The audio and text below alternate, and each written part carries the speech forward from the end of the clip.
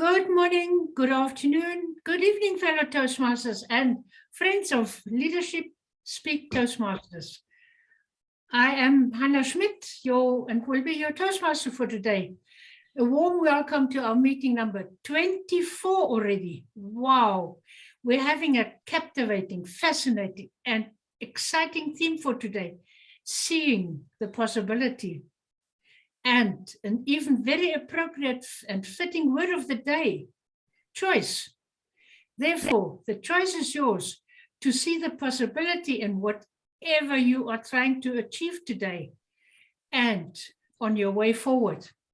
Our guest speaker, Deepa's theme, dull to dynamic, is a superb complement and complement to our theme for today.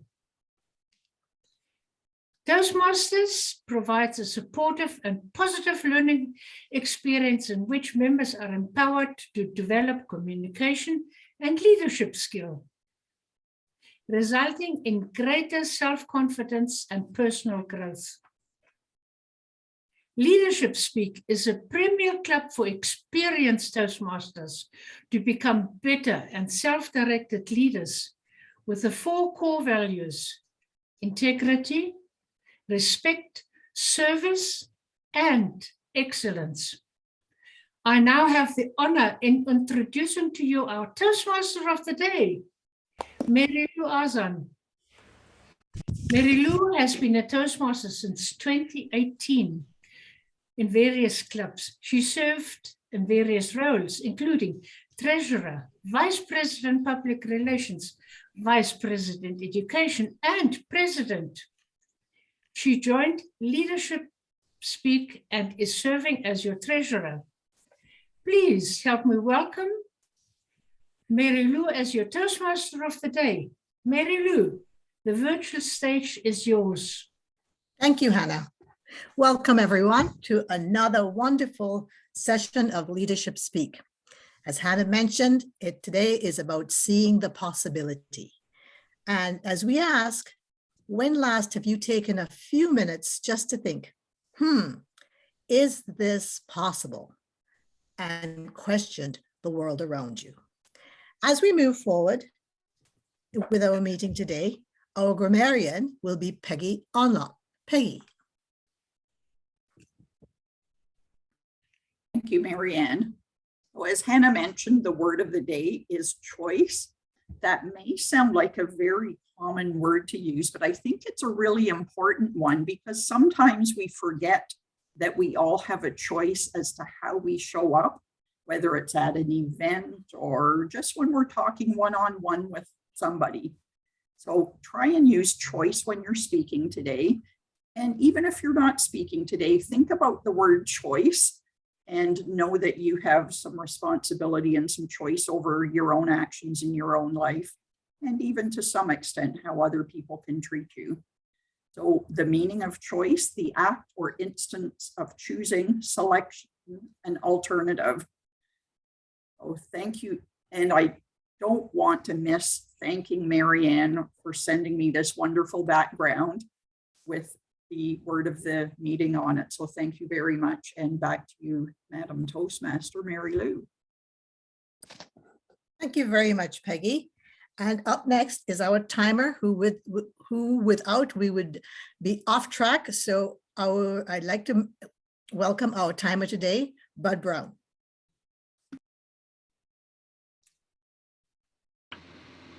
Thank you, Mary Lou. I have the honor and the challenging role of timing everything that goes on in a Toastmasters meeting. I believe this is one of the most important roles because with the timer in a meeting, we learn how to adjust how long we speak, and we get a sense of what a 5 to 7 minute speech or a 2 to 3 minute or a 1 to 2 minute table topics feels like, so that when we lack the timer in the world's more formal meetings. Pardon me? Okay. In any case, I will be giving the times for things by showing the screens. In table topics, for example, I will show the green screen at 1 minute, the yellow screen at 1.5 minutes, and the red screen at 2 minutes. In speeches, I will be going by the timer sheet. All of our Deepak speech is 20 minutes long, according to the timetable, and so I'll be doing the green screen at 15 minutes, the yellow at 19 minutes, and the red at 20. And the other speeches are 5 to 7 minutes, as far as I can tell. Not true. Brahm is speaking for 25 minutes, so I'll be doing his lights again. I'll do green background at 20, yellow at 22, and the red at 25. And I think that's about it for the time. Back to you, Madam Toastmaster. Thank you, Bud. Our guest speaker today is Deepa Sampath Kumar. Deepa, Leadership Speak would like to welcome you to our meeting today. Deepa has been a Toastmaster for 4 years at 2 community clubs in Bangalore, India. At Speech Weavers Toastmasters Club, she has served as the president, the VP Education, the VP PR, and the VP Membership. And at Awesome Toastmasters Club, she's a charter mentor. Deepa and Fersi, who is a member at Leadership Speak, run an international table topics group with people from 20 countries. She has completed her Advanced Communications Gold, Advanced Leadership Bronze, and the Persuasive Influence Pathway.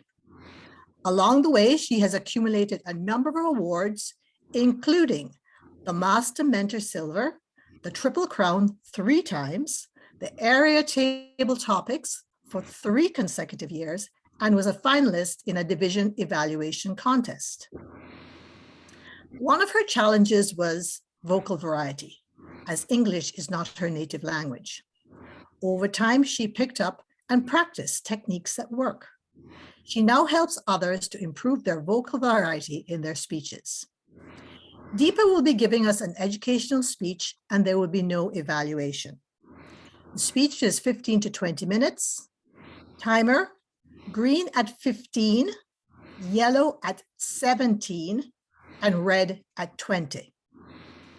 Deepa Kumar, dull to dynamic, Deepa Kumar. Thank you so much, Toastmaster of the Day, Toastmaster Marilu. I would like to share my screen. I have a presentation along with some really interactive exercises. Now, let me just set things up. Can you see my screen? I think, I'm so sorry. I couldn't get hold of Prezi. I was planning to share this with Prezi, but we'll have to do with PowerPoint today. Now, exactly 3 years ago, I was somebody who was struggling with vocal variety. Every time I gave a speech, my evaluator came up and said, Deepa, your voice seems flat. Could you go up and down? And yeah, I was wondering what this up and down is. Should I just let out my volume high? What am I supposed to do? And then I attended a couple of workshops who said they'll enable us to get better at vocal variety.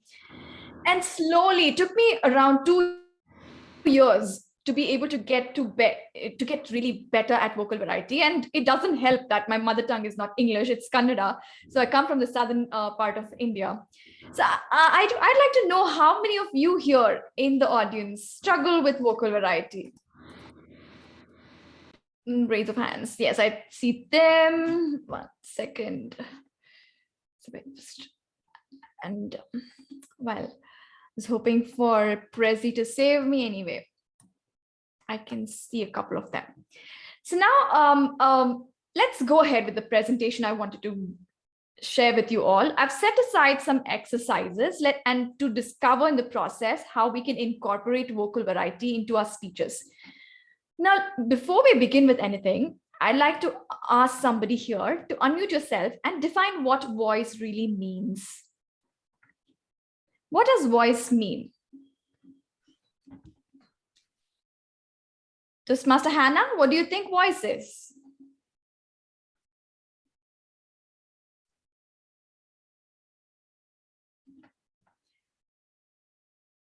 Okay, then I'll go with Sound anybody. is the voice. The voice gives a sound. Yes. Anybody else with another answer? And you can modulate that sound that you produce. Absolutely. I can share. Voice is a God-given equipment to us, which allows us to express our emotions to the third party. So voice basically helps us to make sure that we are able to express our emotions more clearly so that people understand us. Absolutely. I agree with you, Toastmaster Deepak, and let's just set aside what I laid out here. At the heart of our voices, aren't they sound waves, vibrations, something we use to dispense our words? Sometimes they even indicate our health. When we get a cold, we turn different, our voices turn different. We easily come to know, okay, something is wrong. It also indicates our mood. We express through our voices, and we even make music through our voices. We sing. These are some of the things that came up my mind when I thought about voice. I'm sure Toastmaster Zing also knows has her version of what voice is.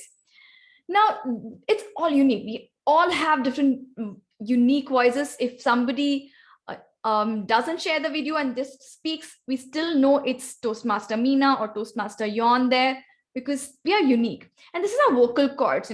It's differently structured for each one of us. And the length of our neck, or the structure of our teeth, all of it determines how we sound. Now, let's do some vocal warm-ups. Usually, musicians, speakers, professional speakers who are into developing vocal variety or using a lot of vocal variety, they practice these as part of their regiment. Now, one of this is diaphragmatic breathing. How many of you here are practicing yoga? Diaphragmatic breathing wouldn't be new to you. It's all about belly breathing. Now, I ask you all to hold your hands on your tummy. On your tummy. I'm sure you can't see my hand, but I want you all to hold your hands on your tummy. And imagine that your stomach is a balloon and blow it with air. Now, let me tell you to breathe in, and that's when you take in your breath and hold it and release it. Now, usually, sometimes when you're stressed out, we do this shallow breathing, which doesn't really help us sound deeper, resonant. If we are getting into a habit of diaphragmatic breathing, it helps relax our muscles. And when our muscles are relaxed, we can sound really better. So let's try this out. Take a deep breath, everybody. Do you see the balloon swell up? Hold it. Release. Take a deep breath again. Hold it. Release. Now, one of the indicators that you're doing shallow breathing is your shoulders move up. So when you are doing diaphragmatic breathing, it shouldn't move up. The second one is humming. Around 15 minutes before the speech, or maybe even 5 minutes before the speech, just try humming like a bee. Can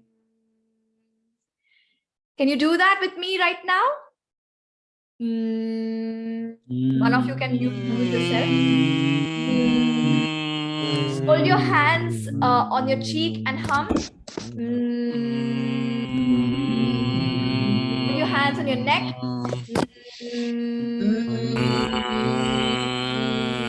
Hands on your mouth. You see these vibrations, again, humming helps relax these muscles which were vibrating, and again brings you to a relaxed mode, and you sound better when you do that. The next one is, of course, tongue twisters. We've all done it as a kid, which is nothing but tongue twisters. So let's try on one tongue twister. So I'd like to call on a volunteer. Maybe I'll call Toastmasters Jing. I hope I got the name right. Could you come on video and could you read out this tongue twister for us slowly this time?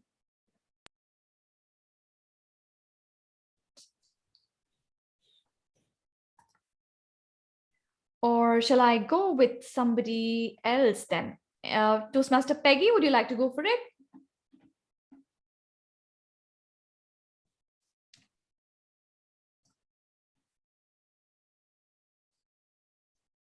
Okay, Toastmaster Tim is going there. You're on mute. Could you unmute yourself and go ahead with the tongue twister? I would like you to go slow for the first time.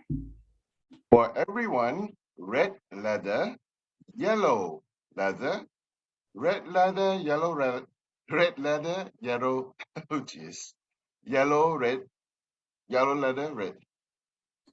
Thank you. Certainly it's Now, a tongue twister. yes, tongue twister to get the R, the D sounds really well. Somebody can go faster than Tim. Now, anybody? Can you unmute yourself? I can't quite see who's there. Yes, Toastmaster Meena, would you like to go a little faster now? Yes, Toastmaster Deepa. Red leather, yellow leather, red leather, yellow leather, red leather, yellow leather, yellow leather, red. Wow, that's good. Please give it a big round of applause. So you can go faster and faster with these tongue twisters. I'm sure you can find plenty of other tongue twisters. So this helps you in exercising your tongue. Another practical exercise which helps you relax your vocal cords and get the tongue moving to get your voice better. Now, in Pathways, when we do our project on vocal variety, we've heard of this. The elements of vocal variety is volume, pitch, stress, pace, and pause, right? All of us know about it. Now, let's play with it, shall we, today? Now, what is volume? Volume is how high, how loud we can go and how low we can go, right? How do we use this element in our speeches? Now, before that, I like to check our volume range, and who would like to be the volunteer for this? We'll play a game. I want a volunteer from our group. You can unmute yourself and tell me. I can't quite see the gallery view here. Who'd like to go for this? I'll try. Could you tell me your name, ma'am? Oh. Bowen. Okay, so I want you to imagine that you have a ball in your hand, an imaginary ball. Now I'm going to throw the ball closer to me. I'm going to say, go.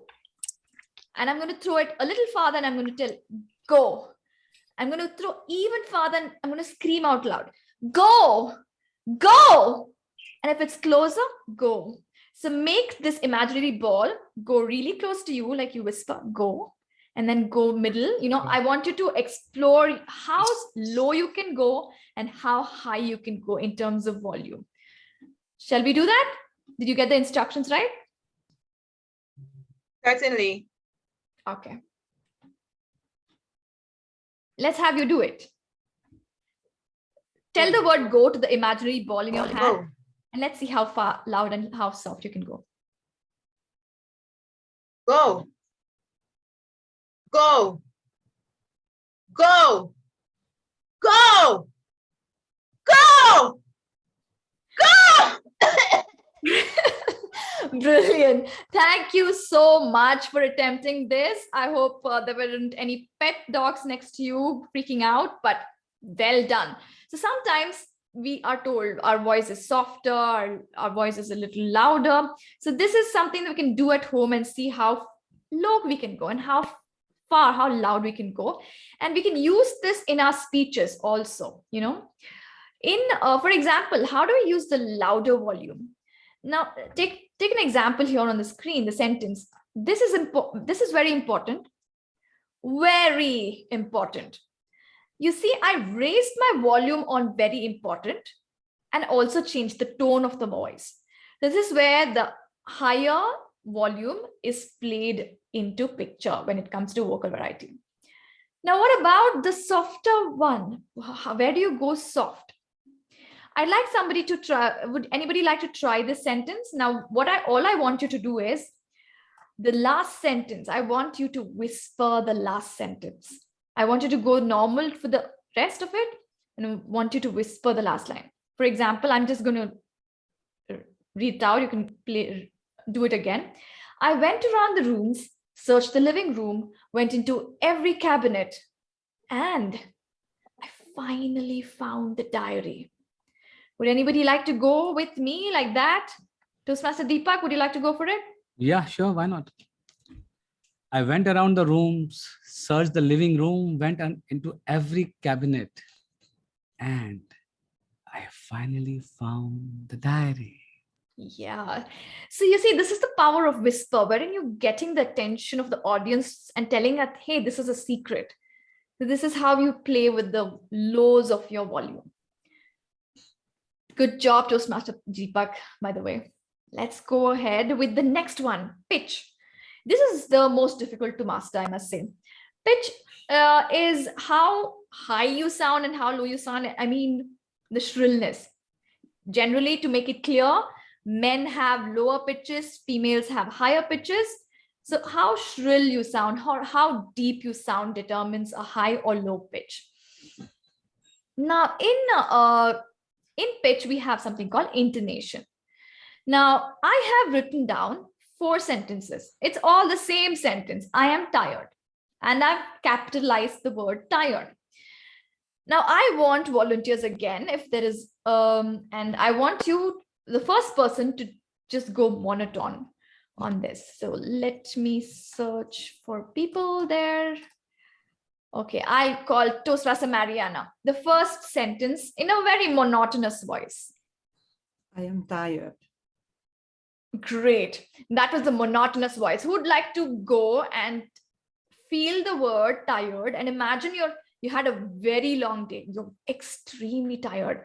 How would you sound now? How would that word tired sound? Toastmaster Peter, would you like to go for it?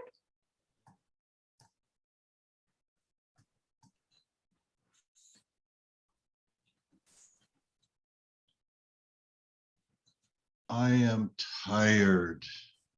Fantastic. Did you feel that? Did you feel Peter is actually very tired and he's conveying that?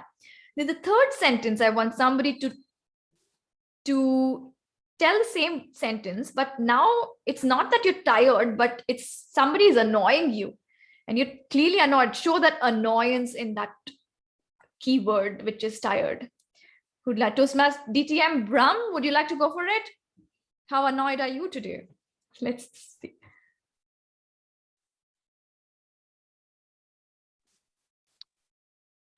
I'm very tired. Yeah, brilliant. So you see, you can convey different emotions with the same sentence. Now, who's good at sarcasms in this room? Nazim. Nazim, then. Nazim it is. Nazim, would you go for that sarcastic voice and showcase how this sounds? I am tired. Fantastic. You see, the same sentence sounds very different. It conveys the emotion of the person. That's intonation for you. And the other one is whenever you use words like strength, anger, giant. I mean, I've just written down some examples. There are some words in the sentence of a speech which can be felt. For example, when you see the word strength, you can feel it, strength. You don't tell strength, you tell strength. And then when you tell the word giant, it will be giant. You can elongate the word and say giant. So you feel the words in certain sentences in your speech. And that also, again, I would say comes under pitch. Let's go to another exercise in pitch, which I wanted to showcase with you. And let me, okay. I don't know. Okay. Yeah. Now imagine, now this is exercise which I want the ones who are not comfortable with pitch variety is to imagine that the slide, you have seen the children's slide, which goes up and down, right? When you were kids, we play with the slide. Now I want you to imagine that you are at the lower end of the slide, and I want you to say the word hey, and imagine going hey. And then coming down with the same word. Hey. You can do this at home whenever you can, and go as deep as you can with the word hey, and as high as you can. Hey, how deep you can. So this is an experiment you can try out at home. And when you're getting comfortable with that, you can actually change the word hey to 1, 2, 3, 4. By that, I mean, you can say 1, 2, 3, 4, 5, 5, 4, 3, 2, 1. So you can even go 1 to 10 if you want to. Just for starters, you can keep it 1 to 5. This is an exercise to experiment with how shrill you can go and how deep you can go. So that is about an exercise in pitch. Usually I would make people work these live in a session, but let's move ahead because I don't know how we're doing on time. Let me just quickly check on the timer. Oh, okay, shows me the green right now. All right, let's go to the next one, which is keying and stressing. Let me. Stressing and keying. Now, there's another sentence in your screen right now, which is, I need you. I have highlighted 3 different words in all the 3 different sentences. The first word has I highlighted. Now I'm going to stress or key the word I. I need you. Deepa needs you, Hannah. It's not Ram who needs Hannah. So I'm stressing the word I. For the next sentence, I'd like some volunteers to try this on because it's exercises, right? So let me ask someone in the audience to try. I want you to stress the word need. Toastmaster Brent, would you like to go for it? Sure. I need you. I kind of felt you stressed even I. Could you only stress need for me? I need you. Fantastic. Thank you so much. So this is where you need somebody. You don't just want someone, you need someone. So you express the emotion or the depth or you key the word. Again, the third sentence, I like Toastmaster Saumita. Would you like to go for it? Stress the word you this time. You. No, I want you to tell, I need you. I need you. Okay, thank you, Toastmaster Saumita. So here, what Saumita is highlighting is, I need you. I don't need Toastmaster Deepak, I need you. So this is one way where you key different words in a sentence. And again, it's stressing different things. Let's go to the next one. Pacing and pausing. Now, this sentence is about pausing. Now, we usually in our sentences that we write, we have commas where we know we have to pause a bit. It's an auditory punctuation. We can call it an auditory punctuation, but for we can use our own punctuations to highlight different things. Now, I want somebody, okay, let me only go for it. First one, I'm just going to read the sentence. It is time to eat, children. This can have different meanings when paused differently. Toastmaster Linda, would you like to go and pause where I put the slash for the second sentence? Would you like to go for that? Deepa, can you highlight the slide? It is not in a play mode. Oh, is it? Oh, I'm sorry. Can you see that now? At the moment, stress and king is coming. Okay, can you see this now? Yeah, pacing and pause. Oh, right. Toastmaster Linda, the second sentence. I want you to pause where the slash is. It is time to eat, children. Okay. So looks like somebody has turned into a cannibal by pausing the wrong way. Now I'd like somebody else to pause the right place now. Toastmaster Uniati, would you like to pause after eat now? The third sentence.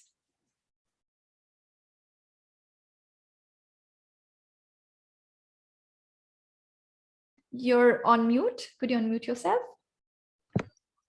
It is time to eat, children.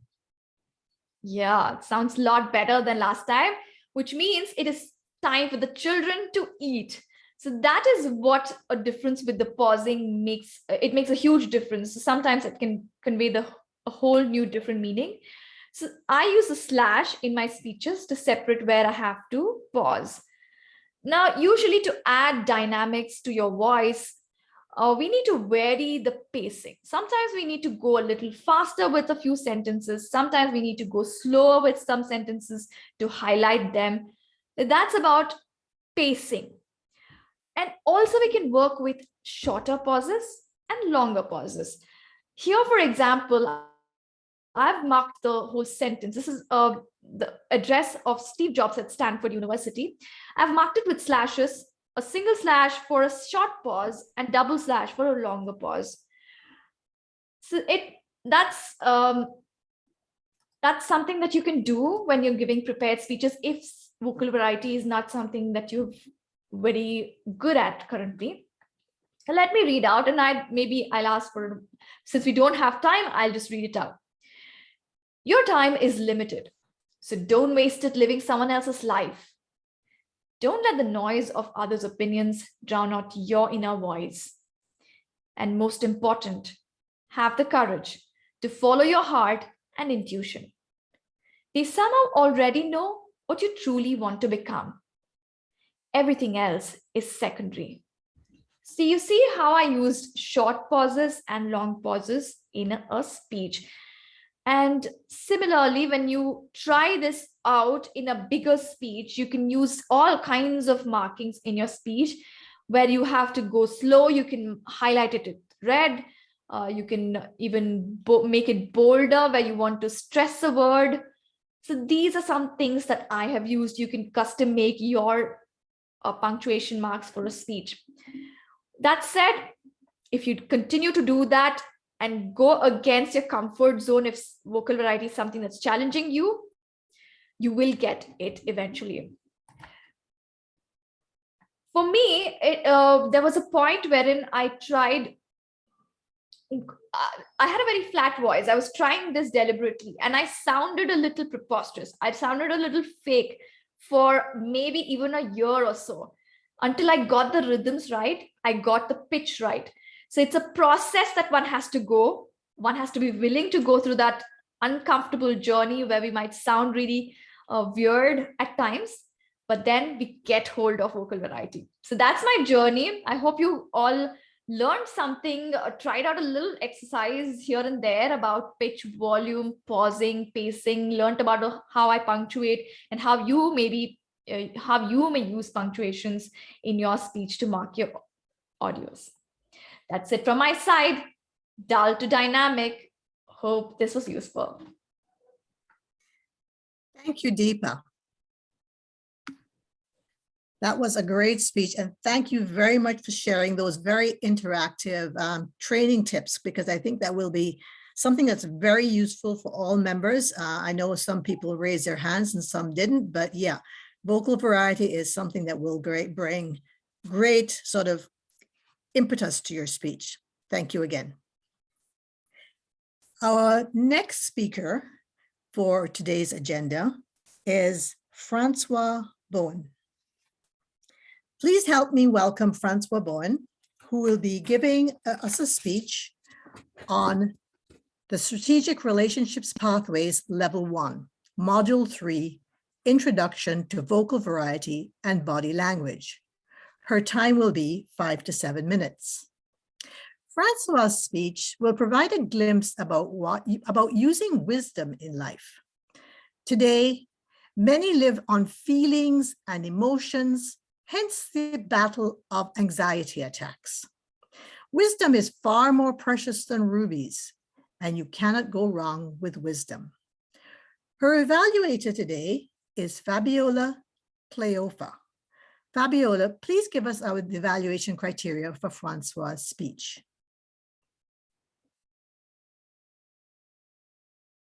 Thank you, Madam General Evaluator.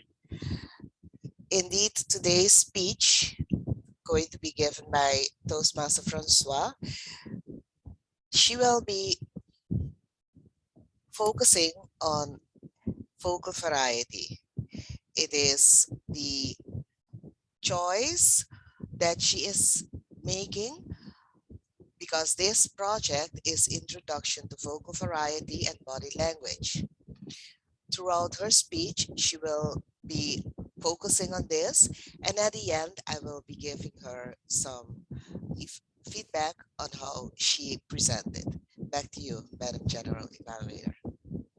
Thank you, Fabiola. Francois Bowen, I want to love you and treat you right. I want to love you and treat you right, Francois Bowen. Hello. Wow. Now you just heard the Toastmaster of the day speech. I want to love you and treat you right. Now I'm going to ask a question. How many of you just now, hearing that speech, that title, immediately thought of a reggae artist? I'm watching. How many of you thought of a reggae artist when you heard that? Aha, aha, yes. I want to love you and treat you right. Is this love? Is this love? Is this love? Is this love that I'm feeling? Toastmasters, distinguished Toastmasters, ladies and gentlemen, who don't want to feel love? Even my cat, Blackie, he loves to feel love. And he is with me. And there is something to note about wisdom. Wisdom wants to feel loved by all of us. Today's world, we are living on feelings and emotions and placing it above wisdom. Now, let me share with you some examples. Wisdom, feelings. I'm going to show you a few examples. Now, can you imagine this? Here in my country, someone was driving on the highway and had their dash cam, the phone on, and noted the vehicle that was in front of them. The trunk was going up and down. Next thing you know, a nice, beautiful, juicy pink pig was looking up and down through the trunk. And you're like, what? No, wisdom says when you're transporting an animal, you need to transport your animal, especially that nature. You need to transport it protected. You need to protect it. But unfortunately, didn't these people use wisdom? And you thought, you know what, maybe they stole that little piglet. And this happened around Christmas time of December last year. Here is another one. I went out on a date. A guy took me out and it was all nice and juicy. But then at the end of it all, I had to pay the bill. I had to pay the bill. And it's a good thing I had money on me. It's a good thing. So I said what I had to say. I let the feelings rise above wisdom and say what I had to say and move on. Now the second time, I went on a different date with somebody else. And I learned from wisdom. I learned from that mistake and said, who will be paying the bill? Myself, you, or are we going to split it? Are we going to split it? No, I will take care of it. That was the guy's response. At the end of the meal, hey, you know what? I forgot my wallet in the vehicle parked outside. Oh man, I learned from my first mistake with someone else. And I said, it's okay, it's fine. I'll clear the bill. It's okay. Mind you, I'm in New York. I'm on vacation. And obviously, I am not too familiar with the streets. And I said, Let me not allow my feelings to rise above the wisdom. From what I remember the last time, I was calm, very cool and collective, and I paid the bill. And I learned a lesson. When New York consider taking you out, it means that you're going to pay the bill. In the book of Proverbs, which is found in the Bible, for those of you who might be wondering, Proverbs and also Ecclesiastic, the wisest man ever lived in the world, King Solomon, spoke specifically about wisdom in chapter 8 and chapter 9 of Proverbs. And he said, wisdom loves you and wants to be hugged by you. And it's in Proverbs 8:17. I am wisdom, use me. I will give you riches. Kings and queens use me. You're able to do well. You will make the right decisions. And so much more you can do when you embrace me, wisdom. I want to love you and treat you right. That is exactly what wisdom is saying in Proverbs 8 and chapter 9 through King Solomon. Proverbs, I must say, also help all of us. Some of us are parents. Our children may be, what it might say, disobedient, but in using wisdom, you want to ensure that you're going to discipline them correctly. You're not going to be like, no, you're going to be like a different manner. Sometimes our spouse, our partner, they get the best of us and we want to give them our peace of mind, but then wisdom say, no, no, no, remember your vows and also remember that they too have feelings. So you must use wisdom in how to exercise self-control. Sometimes we are children, we still have our parents alive, even though we're adults. And sometimes even our very parents do rub us the wrong way. And we're like, we say what we say in our mind, but wisdom say, yes, keep it in there, but don't utter it because you know exactly what's going to happen. Somebody is going to fling something at you. You remain calm and you relax. I'm encouraging every one of us, no matter what position we are in life, whether at home, whether in a prominent position that you can make decisions, movers, apply wisdom every time. Think. You will be prudent and know what you're about to do. Voting election time or whatever it is, you will exercise wisdom. Today, we see what is happening. We want to get rid of a government. We're going to do otherwise. But you know what?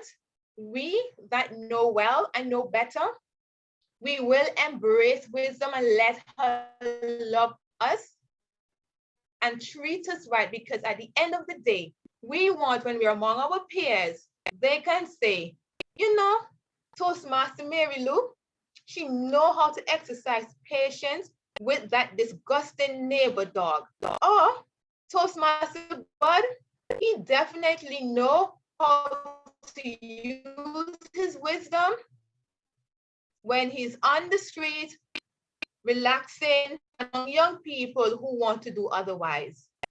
Let wisdom speak through our character and also through our going out and coming in. Thank you for listening. I hand the virtual lectern back over to our Toastmaster of the day. Thank you very much, Francois. I'm going to ask if the timer would give everyone just a minute to give any comments directly to Francois on her speech.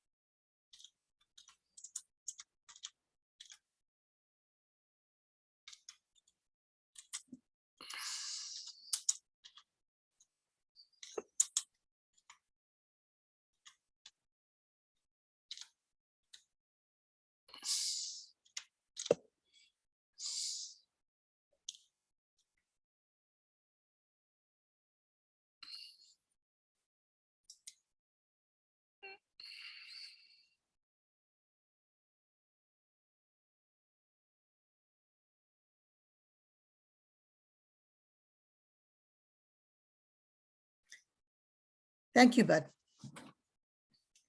Our second scheduled meeting speaker is Brahm Memone. Brahm is an award-winning Toastmaster. He was awarded the Club Coach of the Year in 2020, and during his presidency at My Speak in 2021, the club was recognized as the Club of the Year and ranked as one of the top 4 clubs globally. He was a Club Growth Director in District 86 for 21-22. Brahm has attained 2 DTM designations. He is currently working on his 3rd, and his project is the Global Leadership Impact Summit. Today, he is practicing for the Global Leadership Impact Summit presentation on July 23rd, and we will have 3 evaluators to give him feedback. The time for his speech is 20 to 25 minutes, green at 20, yellow at 22, and red at 25. Let's welcome Brahm and congratulate him on seeing the possibility of the Global Leadership Impact Summit. Brahm Memone presents Why We Fail in Uncertain Times and What We Can Do About It, the 3 states of leadership. Brahm.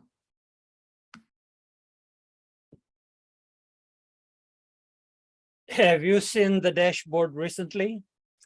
What dashboard? Of course, the Toastmasters dashboard. If you were a club officer last year or in the district level or anywhere as an officer internationally, you'd know what the dashboard looked like, right? Am I right? You must have looked at it. There's so much uncertainty out there in the economy that we don't know what to do and where to turn to. There's this pandemic that's happening. The inflation rate is going up. Some people have asked me, what if people are not able to pay their membership fee? Well, ladies and gentlemen, that I don't know. But there's this 3 states of leadership that I want to talk to you about, because these are the things that really affect our day-to-day lives and how we operate, either in organizations or individually as well. And these 3 states of leadership are as follows. There's the 3. Number 1 is the operational leadership, strategic leadership. You may have heard of these. And in Toastmasters, when you're doing your level 2 styles of leadership, each style could fit in the operational or strategic, like, coaching leadership, strategic leadership, or, visionary, and so on, and so on and so forth, right? They fall into any of these categories, if you may. However, there's a 3rd leadership category called the generative leadership category, which you may not have heard of. So let's talk of all the 3 and see how it affects our lives and what we do every day. We have to ask the question, why do I do what I do? So operational leadership is basically focused on operations. It is focused on checklists, right? It is focused on guidelines. It's focused on standards and rules and theories and economic principles and accounting standards and so on and so forth.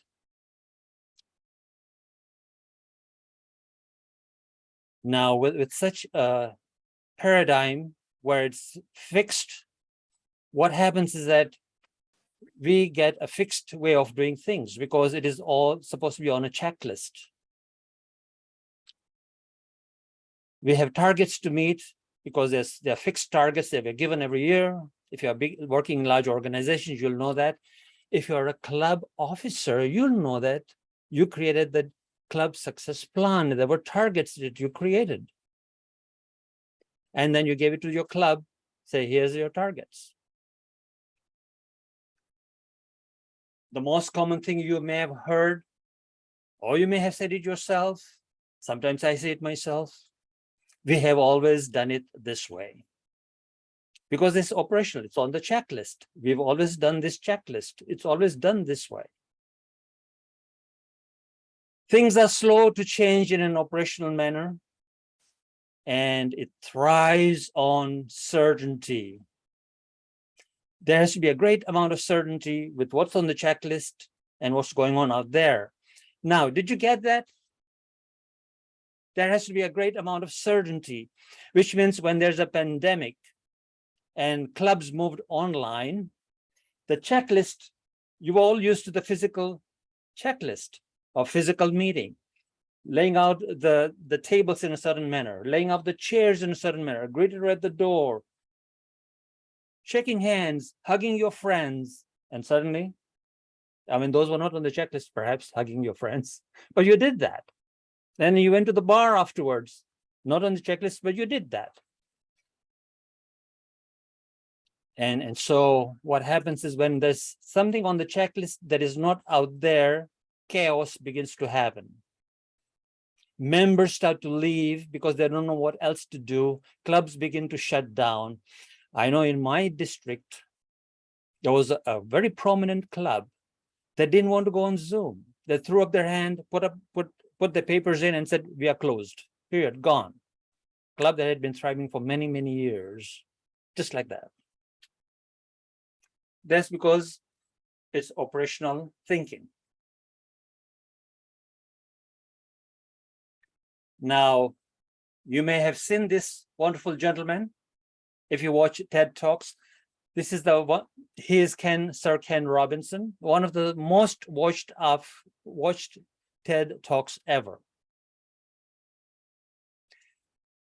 Sir Ken Robinson is from Britain, but lived in Los Angeles and talked about education and how schooling takes our creativity out of us and leaves us with conforming to rules, guidelines, checklists, and things like that. It's an industrial mode of education. And what we've learned in school is what we will apply in our workplace. It is the easiest thing to teach.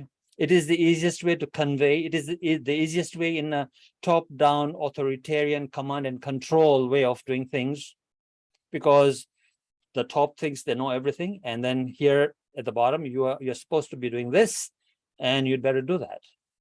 So there's a lot of conformity versus, as Sir Ken Robinson says, creativity is squeezed out of us in schooling. Yeah, oh yeah, you see how the creativity moved? Because it's creative. So ladies and gentlemen, let me first tell you this. So it is very apparent that it is not your fault if you are operationally minded. This is what you were taught.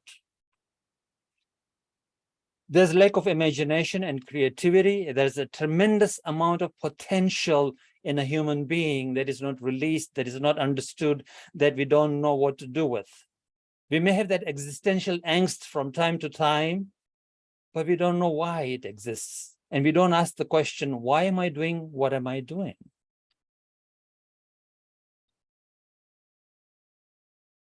So in the end, what do we do, ladies and gentlemen? In the end, what we do is not go out of focus on the screen, right? Because the technology is such. So let me bring myself back to focus. There we go. Wonderful.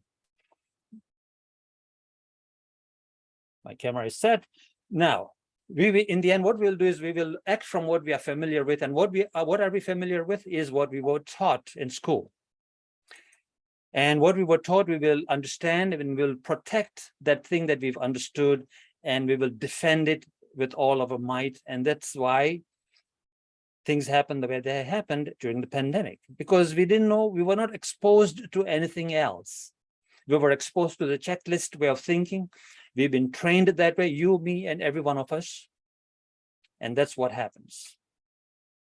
Number two, the strategic leadership. Now, here you go. You are the club officer, for example, or a district officer or an international officer, doesn't matter what.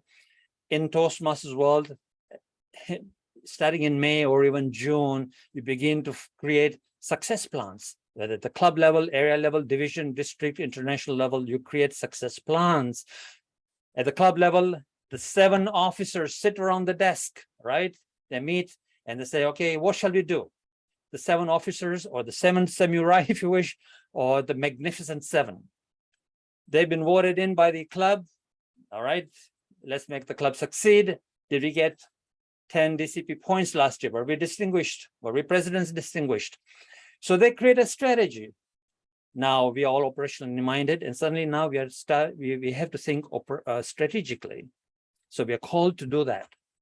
And so we managed somehow to create the club success plan. Right? We plan, we prepare, we ask a few members what they need, what they want, and say, okay, this guy is going to do 5 levels, this guy is going to do 2 levels, I'm going to do 3. Hey, John, what are you going to do? And so on. And we start to strategize. And then we also have the tactical thinking. If he doesn't do this, then he can do that. And if he can't do that, he can do this, and so on and so forth. And that is tactical thinking, which is all part of strategy.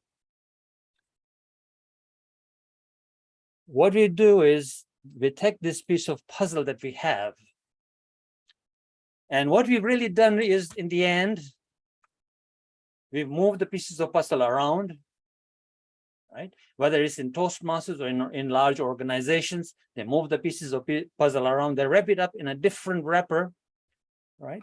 And make it look a bit different, and maybe even a little bit of expansion may take place. Maybe it looks a bit different, right? Maybe a little bit of different goal.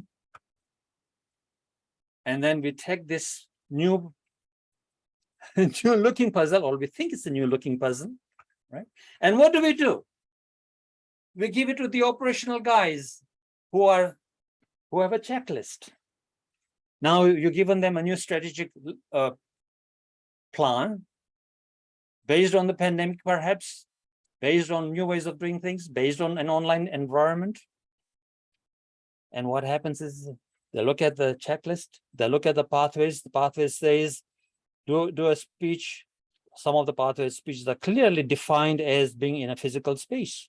And you're looking at this checklist, you're looking at pathways, and you're looking at what's given to you and the environment you're in.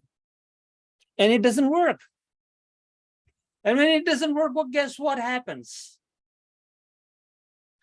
Things start to crumble. So even though some clubs didn't close down. I mean, a lot of clubs didn't close down. About 25% closed down, and we lost quite a bit of membership. But those clubs that were still survived and were there, a lot of them didn't reach presidents distinguished. The ones that had been used to being presidents distinguished. If you go on the dashboard, guess what? Only 6 districts achieved either distinguished or presidents distinguished, or select distinguished. Only 6 districts out of 123. This happens. The thing is, when you're thinking strategically, you got to try and hit the ball out of the park. If you want to hit that ball out of the park, you got to think a bit differently and outside the box. And I call that generative leadership. And it is all about the hugging, that you wanted to do and go to the bar and mix with friends, but it has to be somehow online. And that experience that you create using technology, using your leadership skills and the quality of the meetings is what really creates momentum in a club. That is the most important thing, which is not on a checklist, by the way. And hence, we don't know what to do. Now, the clubs that I have been in have succeeded in a way because I have understood, because of my coaching career and working in large organizations, I understood pretty much well before that something different needs to be thought about. All of you know, for example, or most of you do know that in February of 2020, I took my Speak Toastmasters Club as a club coach. I was assigned as a club coach. I didn't know what I was stepping into. I walked into a room, 2 active members sitting there and me, and another co-coach who actually then stepped off. Within 4 weeks of being in that club, there was a complete lockdown, not only where I am, but globally. We used to meet in a physical space. They said, we are shut down. Here's your rent. Take back your check. We don't need it. Bye. The checklists that we had weren't going to work anymore. That weekend, several of us got together and learned how to do Zoom. We looked at many other platforms too, but Zoom was the best one to get hold of and get on it, pay for it, and instantly be able to put all the members in there, get them to register and get it going. That very weekend, the next few days between our meetings on Saturdays, it was another club, same time as this today here. And the next meeting, which was on Zoom, we learned a lot about how Zoom operates, how the lighting operates, how things should really look like in Zoom. And I created an expertise checklist of what you should be doing on Zoom. And the very next week, we taught it to everyone. And from there on, we actually created on Wednesdays a training session for those who are coming on Saturdays to learn their new roles, the different ways of doing things on Zoom. That was generative thinking. So when you have given this fixed box that we live in, you have to think about how to expand that box, the comfort zone, as we all know, something that's outside of that box, to bring it in, to stretch ourselves to the max, to begin to see what lies outside that comfort zone, to be able to be uncomfortable, yet be comfortable with being uncomfortable, being okay with uncertainty, being okay with doing new things without asking, is it right? Am I going to do right? Will I be approved? Will there be validation if I do this? You can't wait for those things in uncertainty. So what does that mean? Your creative mind has to kick in. And you shouldn't be afraid of creativity. You shouldn't be afraid to experiment. And you shouldn't be afraid to create something that is unprecedented in your club, in your experience. And in fact, we broke the box down and got rid of the box. We were the very first, perhaps, club, or one of the first few clubs that accepted members from internationally, opened our Zoom to everyone that could come in, and started accepting members. Even before the district even knew whether they should or not, we were the first. We said, we will do it. And we knew that Toastmasters International was okay with that. There was a lot of people in my club, well, there was two members, really not a lot, at that time, who said, no, how will we put their address in Toastmasters International? I said, it doesn't matter, we'll put it, and it will work, and it did. So it was thinking outside the box, and we created something amazing. MySpeak went from 2 active members to 54 the year after, and one of the top 4 clubs globally. We had a great team. Now, let me tell you how the team is created on Zoom. You have to work with uncertainty and ambiguity. You have to make it your friend. You need not wait for validation from some authority somewhere else. You become a trailblazer. You have to. There's so many other resources. There's so many other Toastmasters doing wonderful things. Turn to them to ask them, what did they do? How can I succeed? Experiment and color outside the guidelines, like I've said, all right? That is being generative. Now, this is not anything on the checklist. It's not being strategic. It's not being tactical. It is like, how can I work with uncertainty? Who am I going to be? Why do I do what I do? Can I let my imagination soar? Can I let my creativity unfold and unleashed, which is really basically your human potential. You got to ask yourself, why do I do what I do? And what is my purpose in this club? And what is the purpose of the club? The why is very, very important. In MySpeak Toastmasters Club, we got together and we created a purpose to be a world-class online club, a world-class online club. And people's eyes started to open. Oh my goodness, nobody ever has said that in the clubs that I've ever been in. They wouldn't even dare say that. We said it, we dared say that we would be the top online club globally. So when there's a vision and people fall behind the vision, it's not on the checklist. We had A lot of people oppose us from various different aspects of Toastmasters. They said, you can't do that.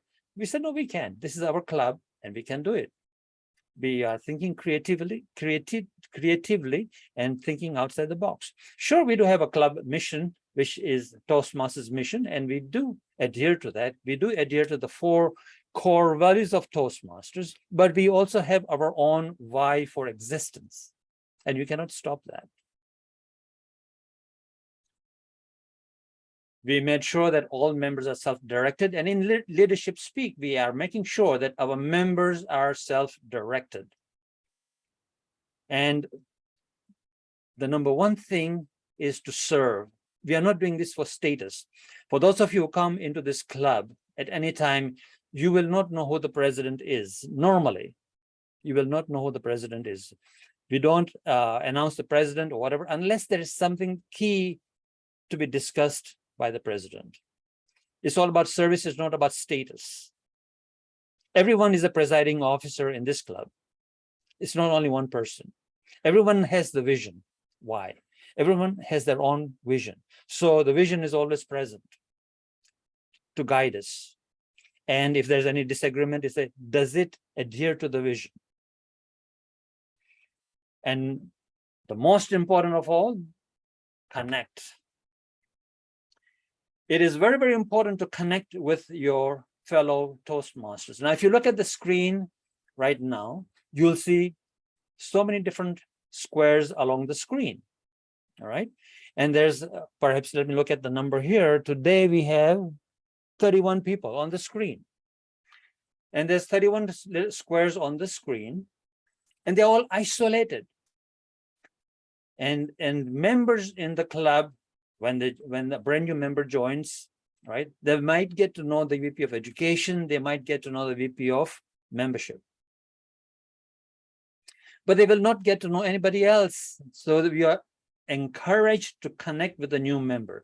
We are encouraged to connect with each other, which means it happens outside of meetings, because during this meeting, you cannot connect with anyone or meaningfully connect with anyone. You might chat with somebody that you know, but if it's a brand new member or anybody else, you may never get to connect with them. So people feel like they are strangers and they are lonely and isolation. And there's more isolation that happened during the pandemic than ever before. And so isolation really happens during online meetings and also organizations that have their employees work from home. There's a lot of isolation. People love working from home, yet there's isolation. And so their ability to connect with your constituents in the club is very, very important. Now we may have a WhatsApp group, or we will send out mass emails. In the WhatsApp group, we will send messages saying, hey, this is what's happening in the club. Can you do this? Can you do that? Here's the law of groups. When you put a message in the group, when you send out an email to a whole group, there'll be very few responses in a group. It's group mentality. It doesn't matter who is in the group. I have some of the top, I work in some groups where there's district directors and so on. And because it's a group and I put a message, no response. That's how groups work. That's a tendency to think. So the connect is very, very important, is connect one-on-one. Every member in my club, I connect with them on a regular basis. Now, I may not have done that in the past 2 weeks because of the project that we are so much involved in, that I have not been able to connect one-on-one that regularly. Connect with your members, connect with each other on a regular basis and get to know each other. That creates a strong community. See, in Toastmasters, we communicate, words flow back and forth, like right now, but am I really connecting with you? So how I use Zoom, how I use technology, and how I speak is very, very important as well. Hopefully I do connect with you today in my speech, but if you are a member of this club, you know that I will connect with you one-on-one, which is what creates community. And when you create community, people are not going to leave, and it's not on a checklist. That is being generated. The other thing, like I've just pointed out, you will not know who the president is in this club unless you know who it is. You're not playing the role of DTM or Toastmaster of the day or the president or whatever it is. What you're really doing is to serve and serve with excellence, which is our values. And that's what you bring to the table first, nothing else. And when you do that, when you're serving people, you actually get to know more about your own self, and then you connect with others as well. When people feel that you're caring deeply about them and for them, anything is possible. And that's why from 2 members to 54 and one of the top 4 clubs globally was possible, with all the things being generative. So ladies and gentlemen, operational, strategic, or generative, you got to move to what's not on your checklist. That's the 3 states of leadership. Thank you very much for listening to me. Talk to you later. Back to you, Madam Toastmaster. Thank you very much, Brahm. That was a really good recap of the 3 states of leadership. Mr. Chimer, could you come on and give us the times for the speeches, please? Yes, I would gather I was a little quiet earlier. Have I fixed my sound? Yeah, you're better. Oh, good. Okay. All right. Our first speech, the leadership speak presentation, was supposed to be 20 minutes. It was 25 minutes and 22 seconds, a little over. Francoise was a 5 to 7 minute speech. Hers was 8 minutes on the nose, exactly 8 minutes. So if it had been a contest speech, that'd be a problem, but it was good information, so I was glad she continued. And Brahm's speech was set as a limit of 25 minutes. He stayed right within that at 24 minutes and 13 seconds. Madam Toastmaster. Thank you very much, Bud. I noticed that there was a hand raised just after Brahm spoke. Was there anyone that wanted to say something in particular? Because we're going on a break now, so you can ask the question during our break, okay? So our time right now is 10:42, and we should resume at 10:50, so that gives us an 8-minute break. 8 minutes, starting now. Thank you very much. Hannah?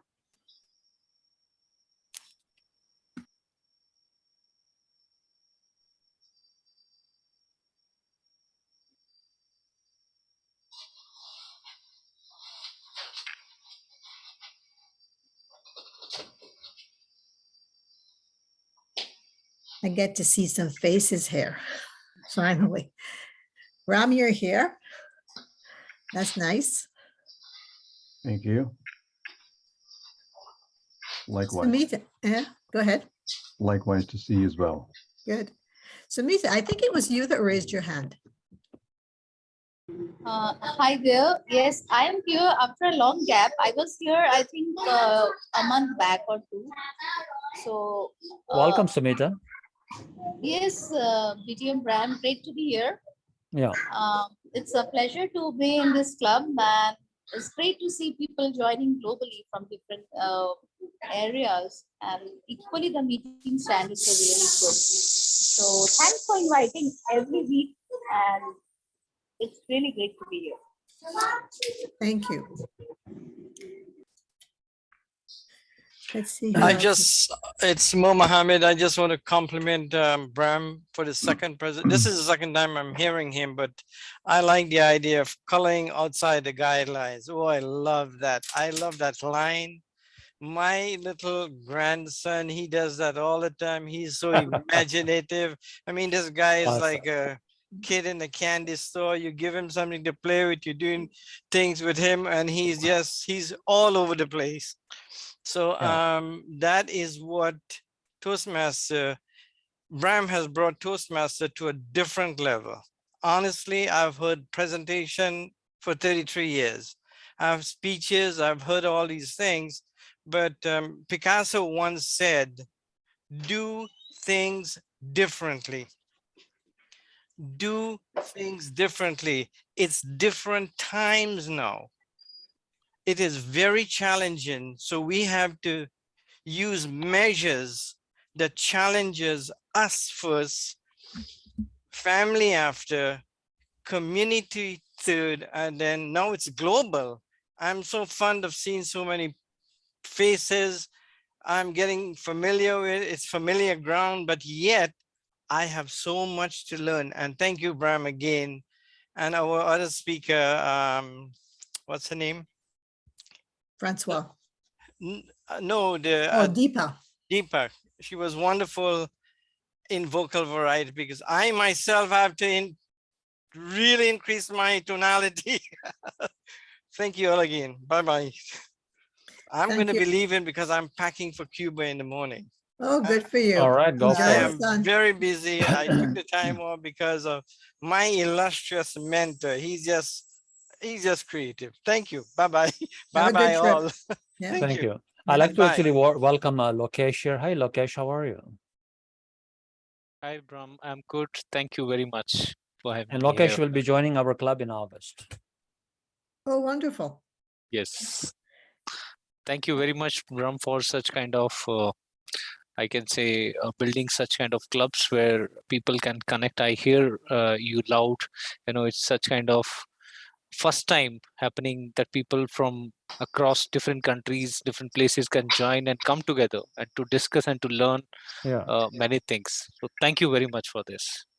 Thank you for joining us. Really appreciate that. Oh, he just left. Unfortunately, our guest, Tim, was here, and I was wanted to say hello to him. That's all right. Oh, you're back. Good. How are you? I'm still around. Just that sometimes I do things which I learned from using Zoom. There are a lot of things that shouldn't be seen. We have presenters, we are performing, right? There are times when the stage has got to come down. We're going to do what we have to do. Yeah, you just blank yourself for a little bit. Great to have you here. Hope you're enjoying the meeting. Yes, reminds me of my very first Toastmasters meeting in the Kuala Lumpur oldest Toastmasters Club. We had a lot of good people then. Some of them are still around, mind you. Good, good. I see some other faces. I'll interact with you. Unati. How are you? I am sorry if I have mangled your name. Hello. Yeah, Hello. you can call me Uni. Uni. Okay. Nice to see you. How are Nice you to doing? see you too. I'm good. And Udahaya? Udaya. Udaya. Yep. How are you? Yeah, I'm good. I'm from India. I joined here to listen Deepa's speech, but missed it. But fortunately, listening to Brahm's speech. I think a couple of weeks ago, we met Brahm and TT Turning Point Toastmasters Delhi. So I joined recently to Toastmasters. Okay, Within wonderful. a month, I got a lot of interaction with people from different world and learning a lot in short time. Perfect. And hopefully we'll see you on the 23rd at our conference, Global I think Leadership Impact. you are in the ambassador group, right? Yes, yes. Fantastic. Wonderful. Thank you. Can I see any other faces? Everybody is on a little bit of a break. Is there anyone else that wants to contribute in the 1 minute that we have?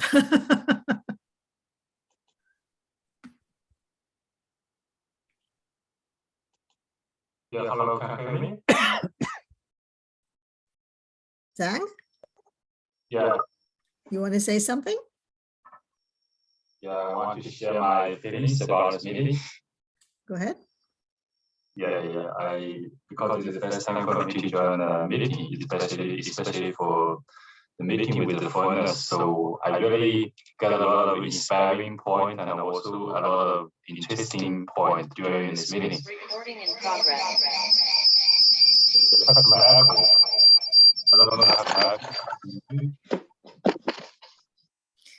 Okay. Thank you, Hannah. Good afternoon and good evening, Toastmasters. Welcome back for your break, and I hope you had your choice of refreshments, which I hope was dynamic and not dull. I hand the virtual stage back to Mary Lou. Thank you very much, Hannah.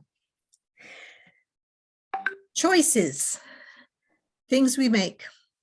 And handing over to our table topics master today, Mariana Burka, we will make choices in what we say. Mariana, please take us through table topics.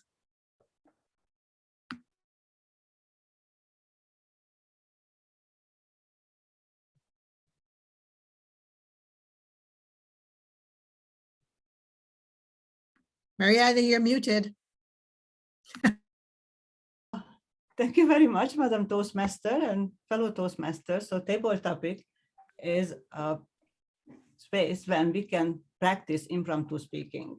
Our speeches, it should be like a regular speech with a beginning, the end, and of course the middle part. And the length is 1 to 2 minutes. For our timer will show green lights at 1 minute, yellow at 1:30, and red at 2 minutes. So our topic today is seeing a possibility. And we have a word for choice. So please use the word choice. And I think one of our human characteristic is adaptability. And that is what makes us different from all other creatures on earth. So please use that adaptability in today's table topic. And I like to see what kind of possibilities could you see in your life situations. So I would like to call the first table topic speaker, Lakesh. Hello. Hi, Lakesh. Nice to have you here. Thank you very much. I have a situation for you, which I like you to comment. What would you do if you find yourself in such a position? So you are leading a team, and half of the team members decide to quit instantly. So you find yourself an impossible situation. What would you do? What is your solution? Thank you, Toastmaster Mariana, for a topic.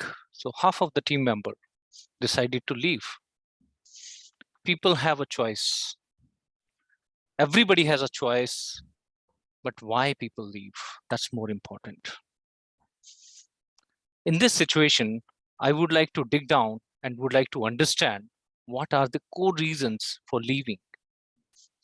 There is a famous quote that people don't leave the organization, people leave managers. We need to find out what are the main reasons for leaving.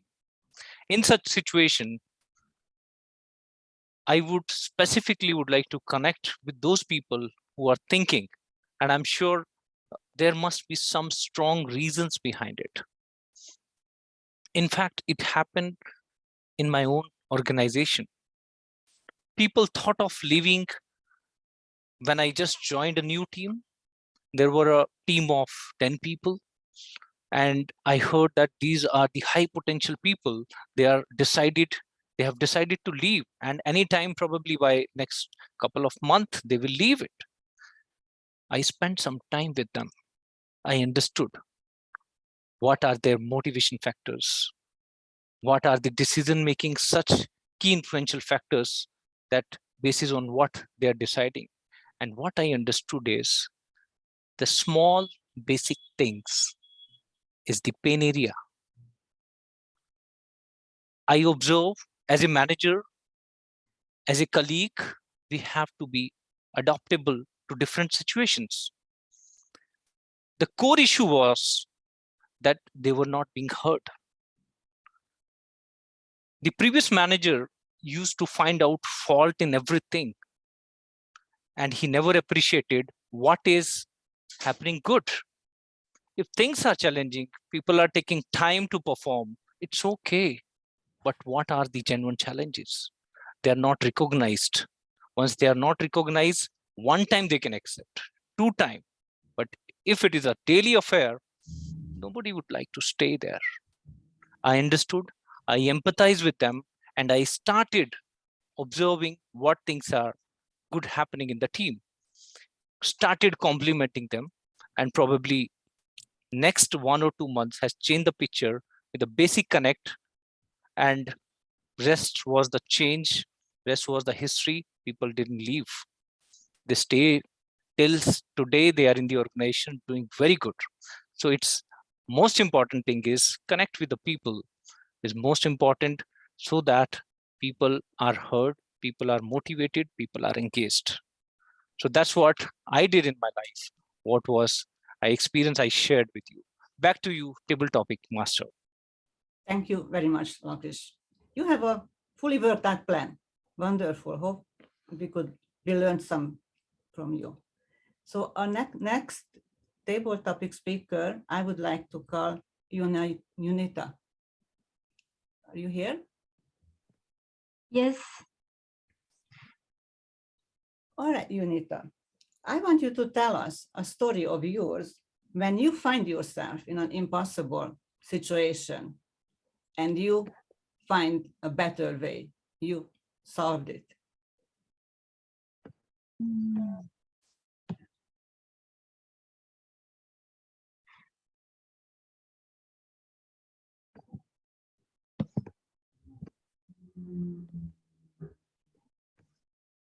Okay. Thank you. Ladies and gentlemen, fellow Toastmasters. 4 years ago, I didn't know how to swim. But I'm glad I learned swimming. Because once I learned it, it's motivated me to learn anything else. This is the story. When I was young, I was drowned in the river. So I was so scared of water. So the learning of swimming is overcoming my fear, the biggest fear in my life. Since then, I feel another fear has a possibility for me to overcome it. I have choice to choose to succumb to my fear or to face it. I can be an adaptable person. If I fear, I face the situation. I have a lot of option, a lot of choice, whether I will go or I will give up. And I choose to try something new, like Toastmasters. I'm new in Toastmasters.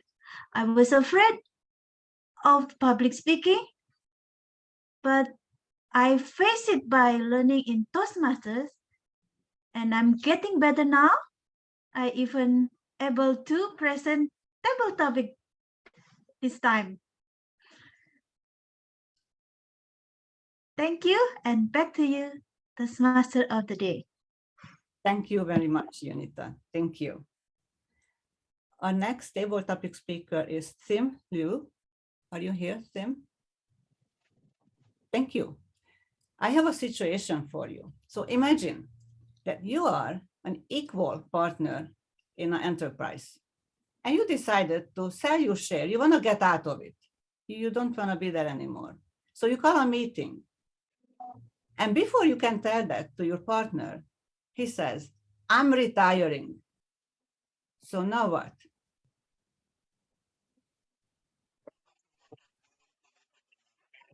Thank you for a wonderful question. I was about to do that actually. What I would do is to present my case that the company is of value, that I'm gifting it to the society and to the organization on the whole. Why I would do that is because I think value goes beyond monetary terms. Money and value is a currency by which we can try to equivalent or to map. So giving a legacy, in my mind, is of much more value than to say it's worth $1 billion. Because what I can instill back into the company, what I can give to others, gifting that legacy, that core belief, that understanding that their service is of value to the rest of the world. It will go beyond that because we know such a thing as inflation. The value today would not be the same in 10 years' time. So I can sell the shares of the company with open heart, with a request that that share be used to vote and do greater service for the organization. It's like Steve Jobs, he was kicked out of the company. He created another company to show that what else can be done, what outside of the box can be achieved. He showed that we can be more creative. We don't have to fight with Coca-Cola's marketing manager. We can create the value in how much service and contribution we can make to the organization. So in that terms, I would in fact just give it off for free as a gift for the future generation to realize that with this company and its shares and its voting rights, because we actually deal with democracy, each vote, each share you have a value in it. So we put that value, it's become priceless. So in conclusion, I would sell it greatly. In fact, I would gift it to the future generation of managers who are going to run the organization. So back to you. Thank you very much. Thank you. Madam Toastmaster, how are we doing with time? You're actually coming up to time because you're at 11:02 and we're supposed to go at 11:03. If you want to just do one more, we can. But we actually started at 10:50, so we're a little over time, but you're right. We have time for one more. Yeah. All right. I would like to call Brahm as the next speaker. Thank you. Thank you, Ram. And then again, imagine you're in a situation, you're going for a family vacation. Your suitcase is packed, it's in a car. You look around one more time in your house and you go to the basement and you have a 1 foot high water throughout the basement. What are you doing? Wonderful question, Madam Table Topic Master. What a thing to be challenged with. Seeing possibilities, the possibilities of either going to holidays or to attend to the matter that requires immediate attention. And those are the things to make. And you don't have a lot of time. Airlines run on time and vacations are booked. Everything is booked, ready to go. But it reminds me of a story just about a year and a half ago where, in fact, the water heater really burst. And what happened was totally unimaginable. The entire basement was flooded like, not quite like a swimming pool, but very similar to it. It was very difficult to do. But I made provisions because I had a window of about 3 hours in which to reach the airport. And those things were arranged in such a manner that systematically I was able to make both ends meet. So those things you imagine, you have to make things meet in life. Just like the meeting coming up next week. We only got 7 days to go, but imagine what is going to be like. It's going to be wonderful. It's going to be great. It's going to be better and better. We have to make choice in life, and the choices are sometimes very, very challenging. But you cannot just sit back and say my vacation is ruined, because then you'll be subjected to, if I had canceled that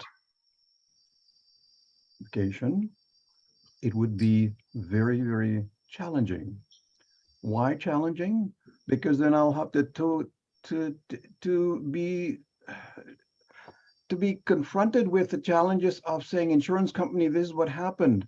And is it correct? What do I do? These are the things happening. But rather than doing that, I was able to make it to the airport just in time. Challenging. We make the choices, and those choices, I made the right one. Madam Table Topic Master, back to you. Thank you very much, Ram.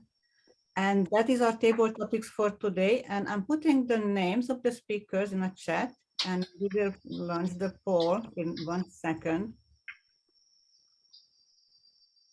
So you can vote for best table topic.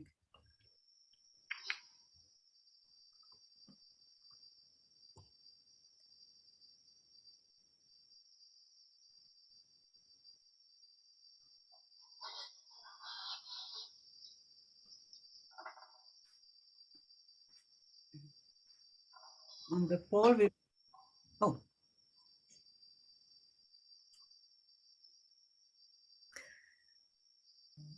Thank you to our table topics master of today, Mariana Burka. If we would just vote for our speakers, that would be wonderful.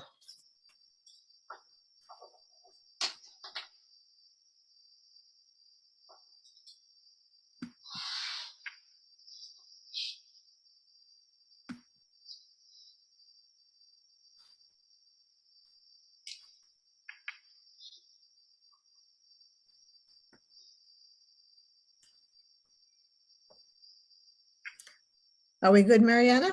Yes, I'm finishing up the poll. Okay.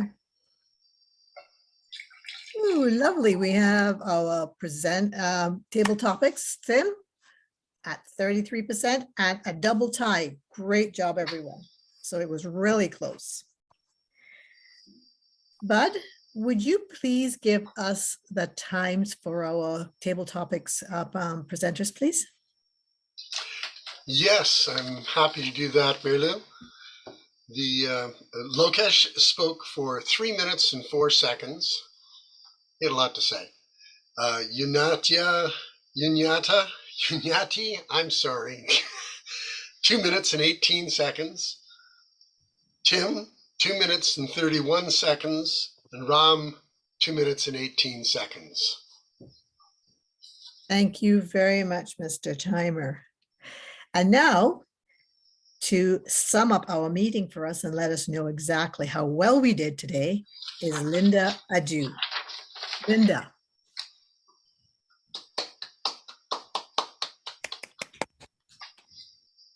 Thank you, Madam Toastmasters. I am the General Evaluator today, and we have come to the final session of the meeting where we provide feedback. And to begin with, I will start with the speech evaluators, then I will go to the grammarian, and then I will go to the timer. And afterwards, I will give an overview of what I thought the meeting was. Our first evaluator is a past district director for District 81. She has obtained 4 DTMs and speaks 4 languages fluently. She says, it is a choice you make when you see an opportunity and grab it.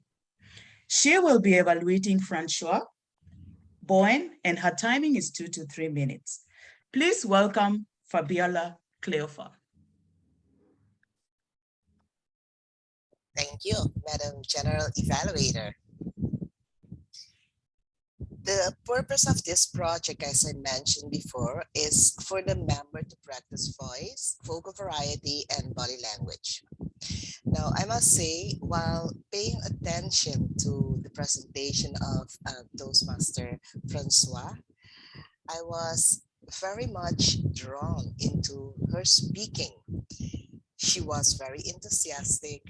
She started off capturing our attention with the holding her cat, the body movement, which she said, let me focus on the vocal variety, but she had that all incorporated into her speaking. I loved also that she gave us the vocal of singing, and that also was beautifully done. We could hear that she is a singer. She can sing, and that also added to her presentation. Being so enthusiastic also made that she was very energetic, and it was going very fast through her speech. And that was at certain moments very overwhelming for the audience, because you tend also to get into the energy with her, which for some instances that is good, but throughout the meeting, throughout the speech, you can lower that. But that is something that I would let her consider, because that is inherent to her style of speaking, her style of projecting her energy. So to take that into consideration when speaking with certain topics. The variety was great, but at certain moments, there were things, again, because of the enthusiasm, didn't come over so well. Like at the moment she was saying, I was calm, cool, and collected. Because of the way, the pace that she said it, it didn't have the impact.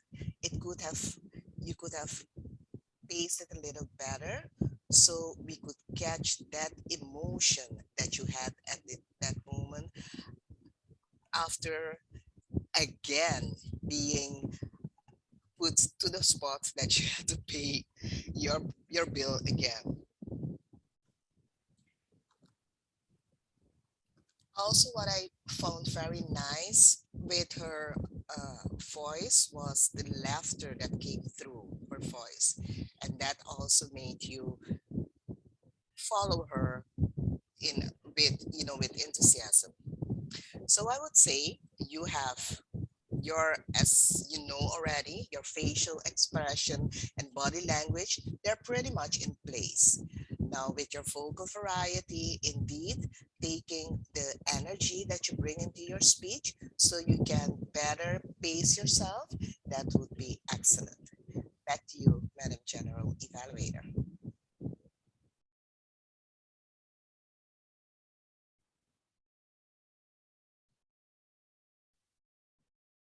Thank you. Thank you, Fabiola.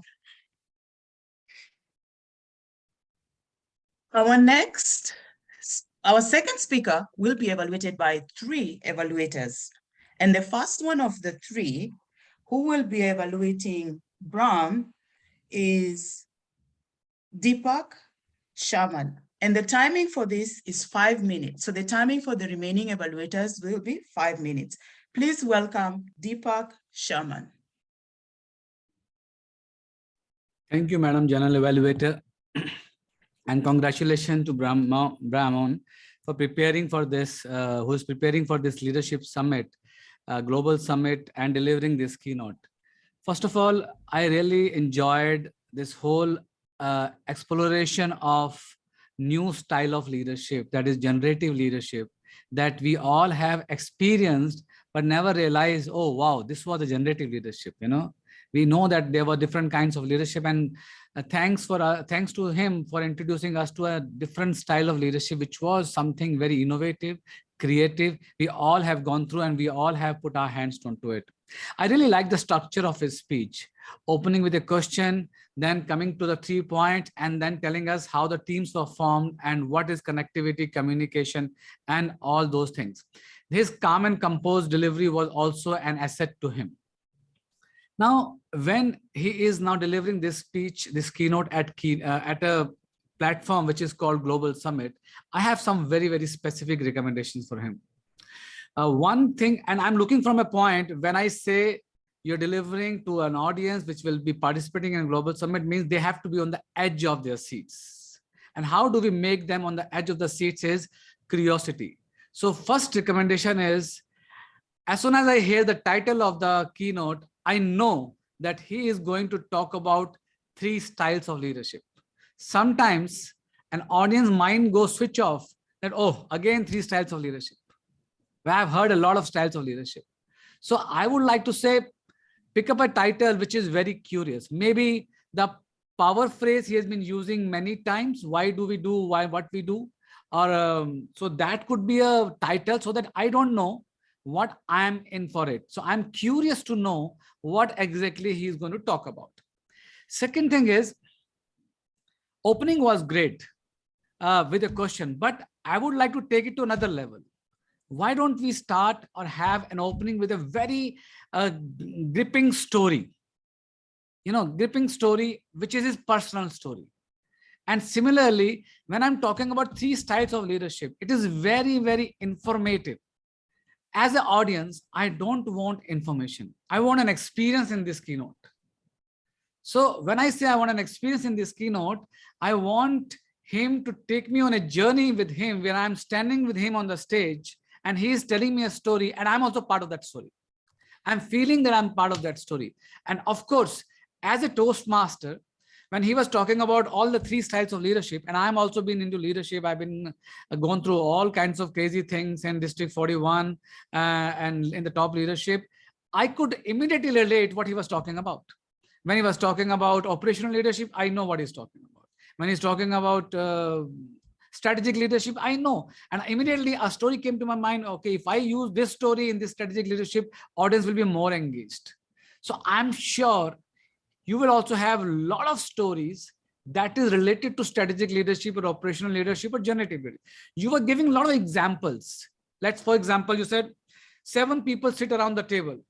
I want to know the name of those people, guys. I want to know the characters in that story. Who are those people? What kind of the people they look like, and who are they? Who were your partners in the pain that you have gone through while you have moved from strategic leadership to a generative leadership? I don't want to, I would like to hear some specific word, because specificity builds credibility, as they say. For example, you have used many times several of us, lot of us. Okay, when we say several of us, I have no idea who are several of us. You say all the 7 officers of the club, me, so and so, so and so, so and so. We all sat around the table and we picked up one challenge, and the challenge was this. So what is happening is you are bringing in specificity in the speech. And when you specificity in the speech, I could relate to it that I also have done with the club. We need to remove that generic stuff from the speech that we all have gone through. We all know. So I would like to listen to 3 stories for 3 styles of leadership. And you will see it will totally change the whole keynote. And strategically put the power phrase. Why do we do what was that? I have written it down here. Why do I do what I do? This could be a power phrase in the speech, and this could come at a very particular point. So I always say everything that is aligned to the phrase stays, everything goes out of the speech. If something you see is not aligned to the phrase, goes out of the speech. It may be a 20-minute keynote, but it has to be very compelling. It has to be, means I am sitting on my edge. Oh, one story, I could relate to this story. Second story, I could relate to this story. So this is one thing. And third thing is, I would like to see some very smooth transitions from one story to another story, or one point to another point. For me, it's a break when you say the second style of leadership is operational leadership, or third style of leadership is, it is a break for me. My thought breaks at that point of time. So I lose that edge when I'm listening to a keynote. So there are different styles of transitions. We can talk offline also, but there are different styles of transition where you're not breaking the link when you are talking to your audience. You are moving from the same story or same point very nicely and coming to the next story. So these are few points, and I think we all have experienced a lot of fun also during these Toastmasters journey. And you can always bring in a little bit of humor when we talk about in those stories, you know. So for example, everybody decided, you know, we had no idea what is Zoom. We always used to ask, can you hear me? Can you hear me? You know, so this is a fun part of Zoom. So everybody could relate to it. So how you move to Zoom and what did you do when you moved to Zoom and what kind of fun we had. Today we talk about fun. That was challenge, but later on it becomes fun. So these are few things that when you bring into your speech, your keynote, you will see people will be sitting on the edge of the seat and they will be looking forward to listening to every part of your talk. Over to you. Thank you so much. Thank you, Deepak, for that amazing evaluation. The next evaluator, who will also be evaluating Brahm, is a chartered member of Leadership Speaks and is a professional trainer and a consultant. Please welcome Vinod Panikar. Thank you very much, Madam G. I'm feeling like Elizabeth Taylor's second husband now, who knows what to do, but how to do something different, I am thinking. Thank you very much for that amazing evaluation. Now, let me start by saying that Viktor Frankl's quote, between stimulus and response lies a power of choice. And I commend Brahm that he chose today to speak slow. Most of the members in this room who are members of our club, Leadership Speaks, know that Brahm speaks very fast. And it really, I can see the effort that Brahm has put today to speak slow.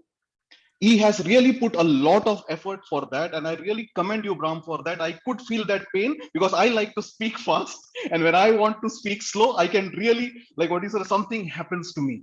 So over there, 100 of the 100, whatever it is. Now, being a keynote, and this is a speech that started my professional speaking career 4 years ago in 2018 when I gave a keynote. After that, a week later, I started getting paid engagements. So something happened. So I'm very, like what you say, passionate about this particular project.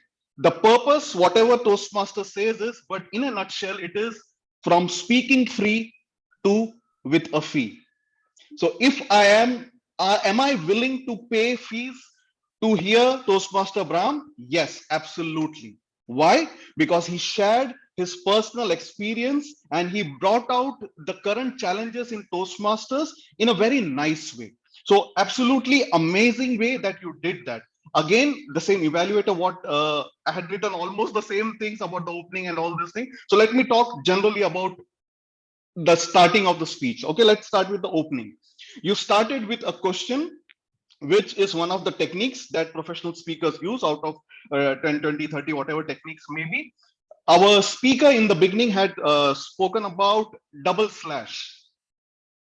I would have liked you to use that pause in the beginning because you immediately said, have you seen the dashboard? And immediately went. So stop, let the audience ingest and digest what you are saying. And after that, you went into recession and all this thing. I felt that was not very relevant. It is something which is relevant at this situation. But when the audience is Toastmasters, we are going through this thing. But with that dashboard, there can be something else also could be linked. That particular statements were not the most apt to be used to generate a curiosity because there is a lot of other things that you could have used. Again, your speech was very informational type. So in an informational type, you are conveying your opinions or facts. Now, as a keynote speaker, I would give you a challenge to convey your feelings. To convey fact, it is easier for a speaker because this. To convey a feeling, you have to be involved in that. You need characters, you need to have dialogues, and you had a lot of opportunities for that throughout this thing. I like the word that you use, generative leadership, because I heard only of generative coaching, which is done by Janet Harvey, I believe, who was the ICF past president. But this generative leadership type I have heard for the first time. So you have done something with that title. Again, if you want to create curiosity, just give OSG, operational, strategic, and generative leadership. Okay? Nobody knows what is that. So if I also hear that 3 types of leadership, 5 types of leadership, I know what it is going to come, and it is a pretty dry thing. Come up with something either with a punch phrase or just OSG. Okay, let people guess what is OSG, and don't start by giving something like operation, strategy, and this thing. What can be done is you start with a story, you challenge us, and this is what happens if you do an operation this thing. Now, let me go quickly. Bud is showing me the yellow one. The point of improvement that I had written first is your voice. Even though you really attempted to speak slow, but that was not your authentic self. When you speak at your authentic self, there is a rhythm, there is a cadence to your speech. So I found a lot of pregnant pauses in your speech where you were trying to intentionally speak slow. This is a good practice, but I would definitely like you to find that voice sweet spot where that, like what you said, between slow and your fastness, you find that. And that is why you are giving this speech. I understand. So you will, one more time you give this, you will get that sweet spot and be your authentic swell. Gesture, what Fursi had told me 2 meetings ago, use your shoulders. Your movements were restricted with like what you said, only this much. Try to use your shoulder, big, small, whatever it is you can do. Other than that, you could have used when you showed the challenge for bringing everybody on Zoom. I could relate to that. I was the division director, and I was the first in our district to bring 16 clubs online. It was a big challenge. You could have actually brought that challenge to life with few characters and a few of the objections. So I felt that you could have certain characters and brought over that. Above, I think your content is gold, very relevant, need for the hour. Keep kicking the ball out of the park. Thank you very much, and over to you.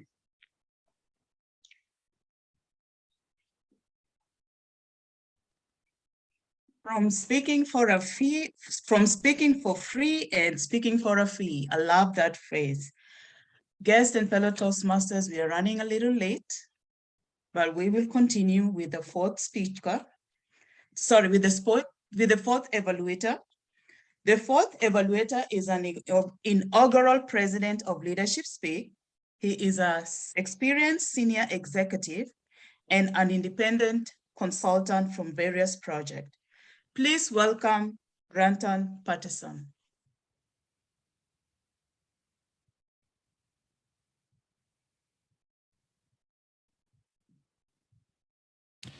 All right.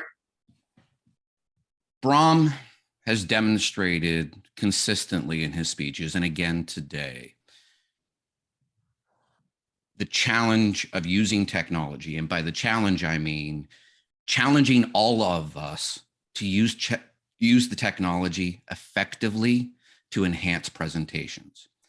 And Brahm, you do that better than pretty much anybody that I've interacted with in Toastmasters. You really challenge yourself, and as a result, challenge everyone to figure out a way to engage with the technology. So I only thought it was appropriate to try to use technology quickly in an evaluation to help your evaluation.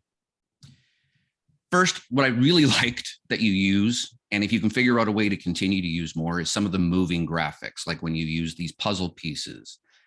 The moving graphics, while I wouldn't suggest using them over extensively because we don't want to detract from your excellent speaking capabilities, but I still felt that they added an enhanced visualization of the message that you were trying to articulate. And I thought that that was exemplary done today. And if you can figure out ways to continue to utilize them in an effective way, I would suggest that you do so.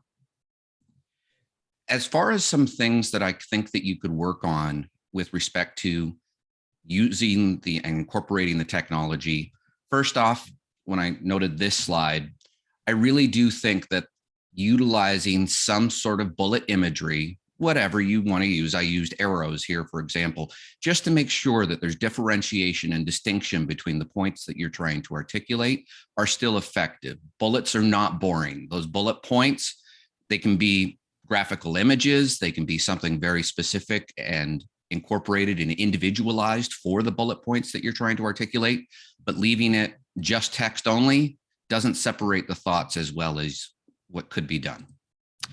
Secondly, draft fast, but when it comes to editing, edit carefully. I didn't note a lot of typos, but any typo in a presentation, especially a keynote speech, can throw off the message that is so fundamentally important by even one small typo. And it is very important that we draft carefully, that we edit carefully when preparing the slides that we're going to incorporate into our presentations.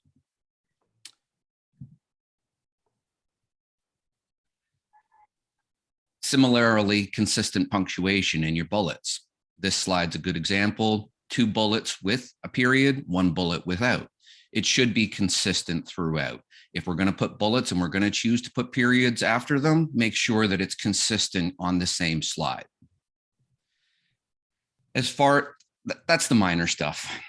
What I really would want to challenge you on as you move this speech forward is incorporating real personalized symbols that can become a repetitive message that really help different audience members remember what you're trying to state. In this case, these are just 3 examples I've thrown up there, and they're not personalized, you know, and building on what Deepak had suggested, but really incorporating personalized, humorous stories to drive that message home.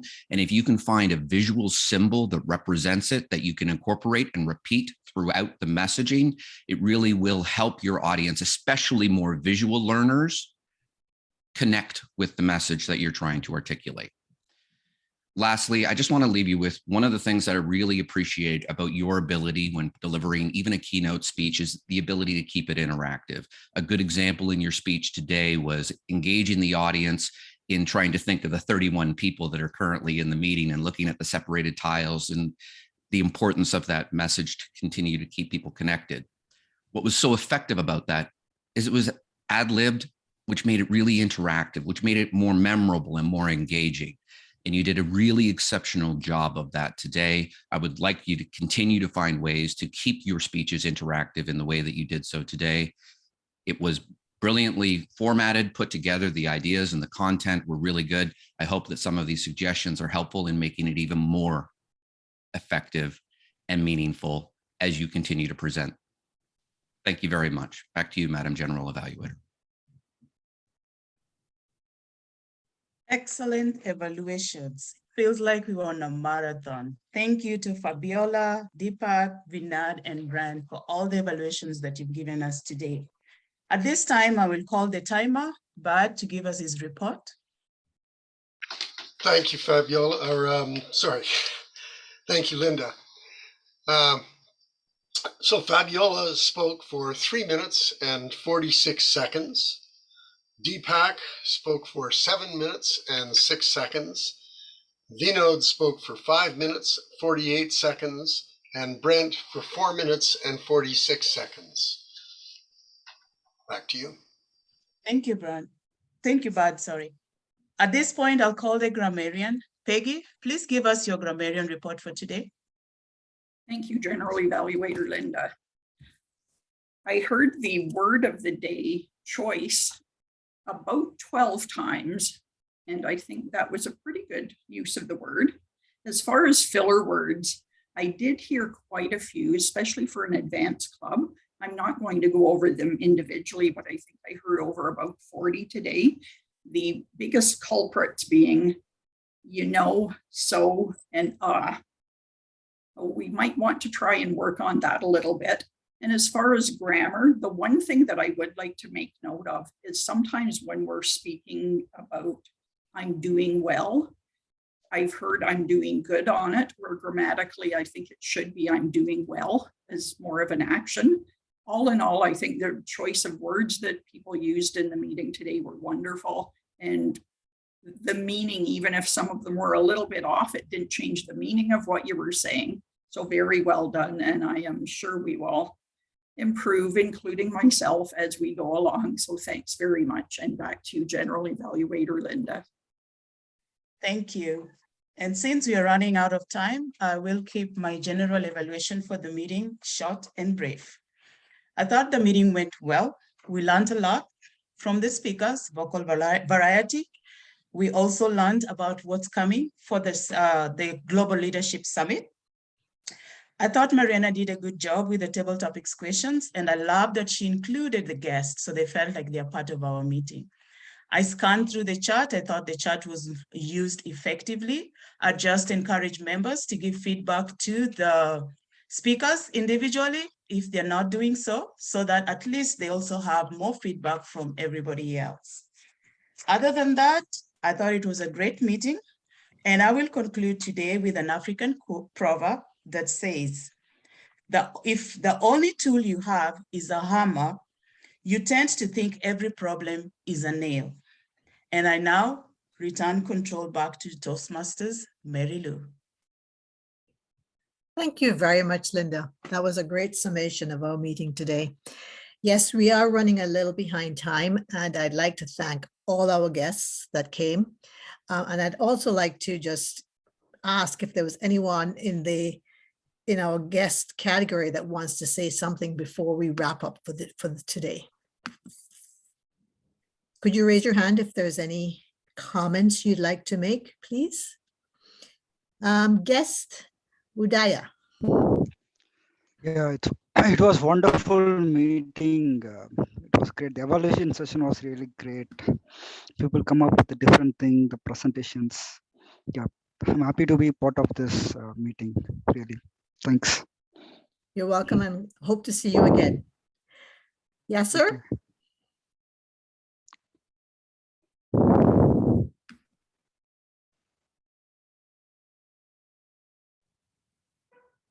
I can't hear yes, sir. He had his hand up. You're muted, yes, sir. Yeah, I'm sorry, I was muted. Okay, so I want to thank you very much for allowing me to join you today. I really learned a lot from the educational presentation at the beginning, and I enjoyed so much Bram's presentation and learned about the MeSpeak experience from moving online. And I hope that I can join you again next week. Thank you very much, Yasser. I see no other hands raised, but to Linda's point, if there's any additional comments for improvements that you would like to give Brahm or any of the other speakers, please do so. You know, it's a keynote for the summit next week, so anything we can do to make it spectacular, that's what we want to do. The other thing, that's my for today, sorry. The other thing that I'd like to just cover is asking everyone to, if you're not already registered for the summit, please consider. As you can see, there's a lot of information to be covered, and it will be an amazing opportunity for us to see what is possible. So with that, I am going to ask Brahm if he has anything to say before we close the meeting. Thank you. Yes, next week there is no normal meeting of our club. Instead, we have the Global Leadership Impact Summit. As you can see, some of our backgrounds are there. It's on July the 23rd, starts at the same time, 9:30. It's 5 hours long. There's different segments, of course. If you want to join any of the segments or come from the start to the end, which most people will, there'll be international presidents, 3 international presidents actually, doing a panel on leadership and how it affects Toastmasters. Then there will be a panel on world champions of public speaking. There'll be a panel on evaluations, panel on district directors forum on the future of leadership. Actually, district directors and a region advisor will be on that panel. And of course, I will be doing this keynote that you've just heard today and many other things. There will be actually awards for some of the Toastmasters. If you want to nominate somebody to receive an award, there's still time. Go to the link that I just posted And you can, I'll post the link again, but you can nominate somebody to receive an award for those Toastmasters who've done great things during the pandemic. While everything was breaking down, perhaps they did something great and awesome for the clubs, district, area, or whatever.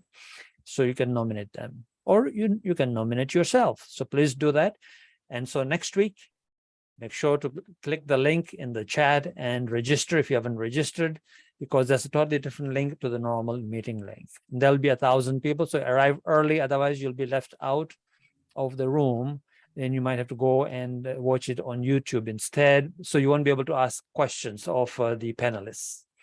Back to you, Madam Toastmaster. Thank you.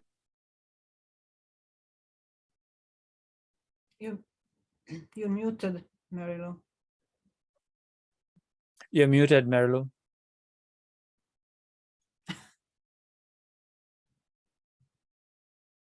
You're muted, Marilu. Still muted. Oh, I'm so sorry. Thank you. Now, I just wanted to thank Hannah for everything that you did today's meeting, Mariana for being the table topics, and I'd like to close the meeting now, but ask if you want to stay on, you can stay on afterwards. So with this, I'm going to call the meeting closed. Have a good one, everyone. For those of you who want to remain back, please do, and we can chat and network.